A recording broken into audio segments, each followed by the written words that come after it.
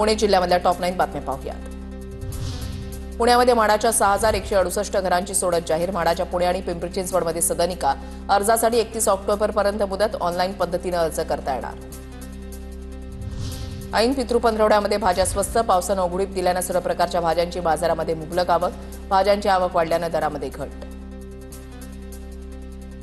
सातारा येथे होणाऱ्या 99व्या अखिल भारतीय मराठी साहित्य संमेलनाचा अध्यक्ष रविवारी ठरणार। ज्येष्ठ साहित्यिकांच्या नावाची चर्चा। मात्र चर्चेतून निर्णय होणार। साहित्य महामंडळाची रविवारी महाराष्ट्र साहित्य परिषदेमध्ये बैठक। पुणे महापालिकेच्या उत्पन्न वाढीला ब्रेक लागल्यानं आयुक्तांच्या प्रशासनाला सूचना। निधी अभावी मूलभूत सुविधा देण्यावर सुद्धा मर्यादा। अंदाजपत्रक 12,000 कोटींचं, मात्र उत्पन्न अवघं 8,000 कोटी रुपये।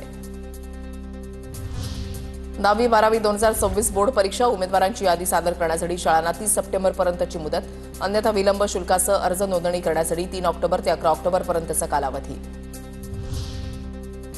पुण्यातील चांदणी चौक ते जांभूळवाडी आणि बकोरी फाटा ते बकोरी रस्ता या दोन्ही रस्त्यांच्या कामाचा सविस्तर प्रकल्प अहवाल तयार करा।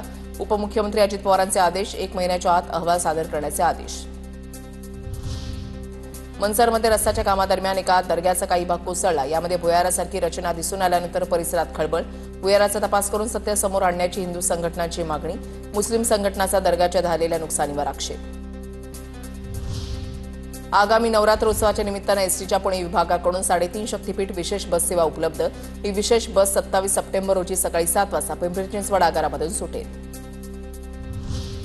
पुण्याच्या भोरमधील फुलावडेमधील वन उद्यानामध्ये वन विभागाकडून राष्ट्रीय वन हुतात्मा दिन श्रद्धापूर्वक साजरा।